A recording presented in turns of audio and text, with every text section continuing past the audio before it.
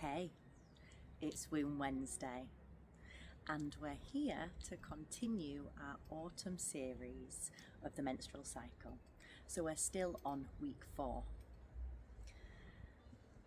Now, this is where PMS might start to set in, especially if we've entered the autumn, week 4, already quite depleted from our summer energy the week before. Remember, PMS is just symptomatic. So if you're feeling these symptoms and starting to struggle, you're probably ignoring your body's needs. And it's time that we work together to look at your lifestyle and where there might need to be some change.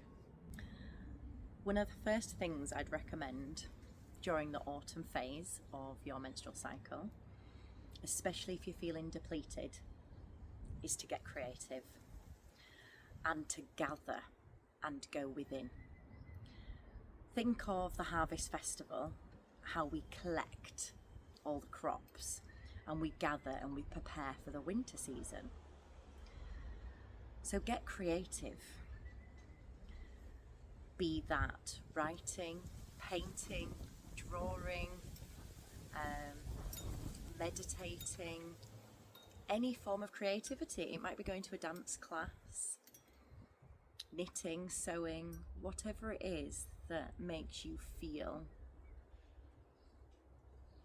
grounded and connected and bring some joy back to oneself.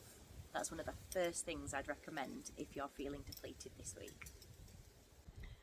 Something to watch out for this week in autumn is feeling bossy and assertive. I know that I get really bossy and assertive in the week of autumn, and I know this because I naturally track.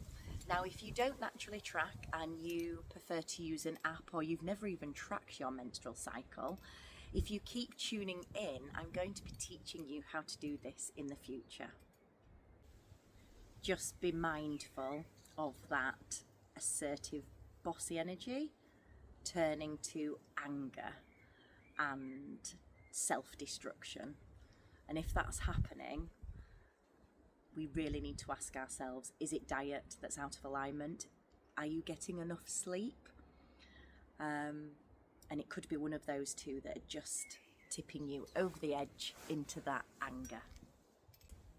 I invite you during the autumn week to nurture yourself, especially if there's that PMS, irritability, self-destruction or anger.